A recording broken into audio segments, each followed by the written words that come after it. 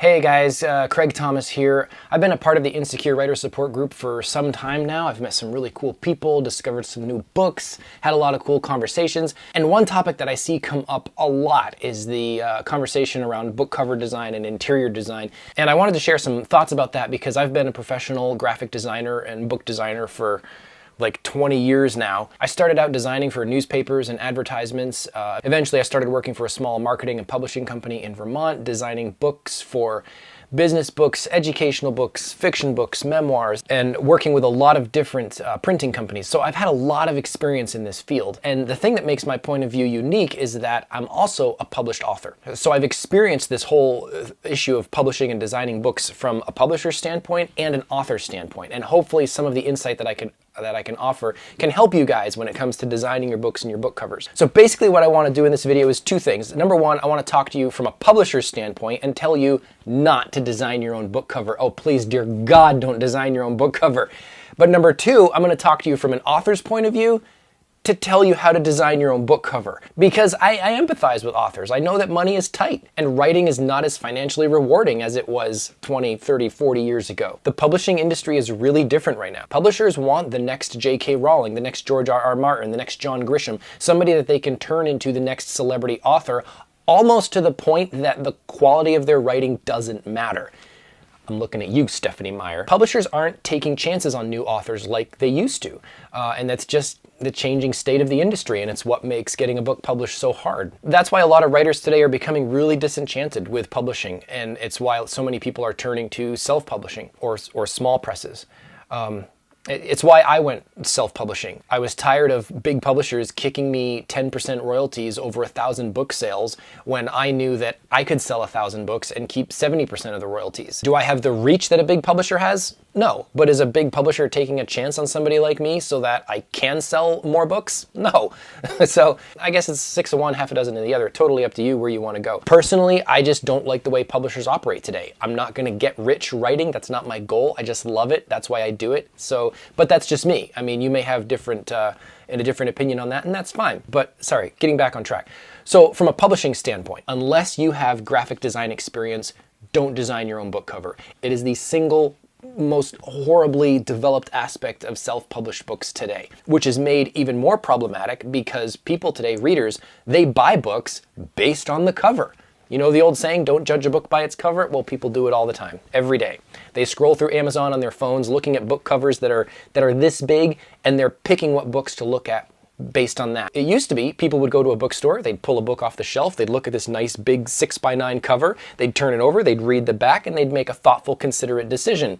It's not like that anymore. If your cover isn't top-notch and doesn't use genre-appropriate colors and fonts, or a pleasing combination of textures, or if it doesn't show any intelligence in its design, you're missing out on a large audience. I would even go so far as to say having a good book cover is more important than having a good editor. And anybody who's under 30 probably gets that. If you're over 30, over 40, you're probably like, nuh-uh, editors are more important than book covers, and I agree with you.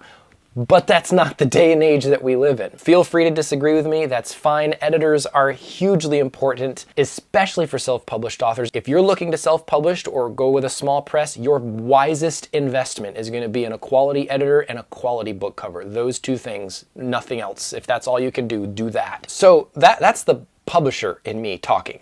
Now I want to talk to you as a book designer and a self-published author, because tragically, book designers, editors, they don't come cheap. And as new authors, we have to do things on the cheap. I designed the cover to my first book. Here it is, The Maker's Child. It's no longer in print. I don't even think the publishing company behind this book is even around anymore. I was 17 when I signed the contract to have this book published. Pretty much the only thing I got out of that book is the prestige of saying I was published at 17. Everything else about how this book was published was awful, including the cover. The publisher mocked up, I don't know if you guys remember Microsoft Paint from Windows 95, but the publisher had mocked up a cover in Microsoft Paint with a plain gray background and this pixelated little sword, looked like something out of a Nintendo video game. It was awful. And I was like, I can do better than that. And so that's that's what I did. My second book, The Stormcaller, I also designed myself, but at this time I had been working for a publisher and I knew what I was doing. I had mastered Photoshop, I had mastered InDesign and Quark. I took the picture of the model, I photo manipulated it, and when I presented this to my new publisher, they were blown away. And I even designed the cover for the sequel, The Dragon, which came out a couple years later. A few years ago, I started self-publishing a new medieval fantasy series and then a mystery thriller. I'll even give you guys a little sneak peek of my next mystery thriller. There it is. I'm still tweaking the cover. No, I do not need feedback on the cover. I have my own team for that, my own beta readers that I use that for.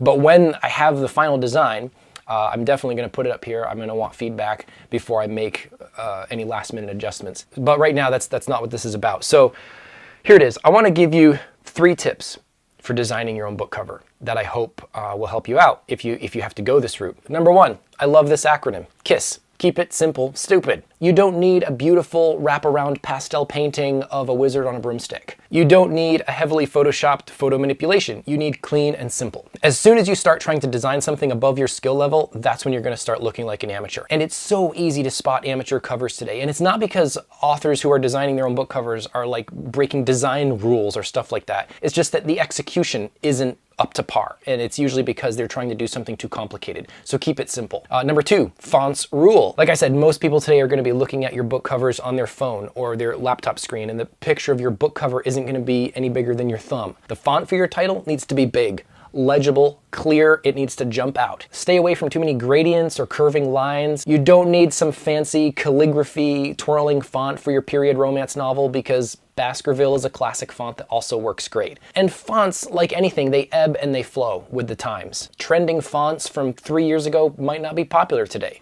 So if you try to use something too modern looking, you may risk dating your book in the next 5 years. So get familiar with what are some of the mainstays in the industry and what has proven to work time and time again. And the best way to do that is to look back through the New York Times bestseller lists. See what the top designers were doing with their fonts and how they match and mix and match fonts. And a little side note, try not to mix more than 2 different types of fonts. 3 is okay, it's pushing it, no more than 3. Number 3, research your genre. Find out what other authors are putting on the covers of their books, and that will give you an idea of what you need. I'm not telling you to copy what other authors are doing, but for example, space science fiction is a huge genre that almost always features like a planet on the cover with some kind of spaceship, you know, something that sets the scene and the tone for what the novel is about. If you make the cover to your space science fiction novel look like Dirty Harry with a laser gun, that's cool, but it's too far off point for what your genre's readers are used to. So figure out what the design parameters are of your genre based on popular books within your genre, and then decide if it's something you're capable of creating. Bonus point, because I'm all about giving back to the community. Number 4, take a class. For a few $100, you could take a design class and learn Photoshop, learn some tricks of the trade, like the importance of complementary colors, what fonts to combine, what fonts not to combine, the importance of texture and light and dark contrast and what that says on a psychological level, contrast between the background, the image, the text, rule of thirds, what is that? How does that come into play? So start learning. You've poured your heart and soul into every word of your novel.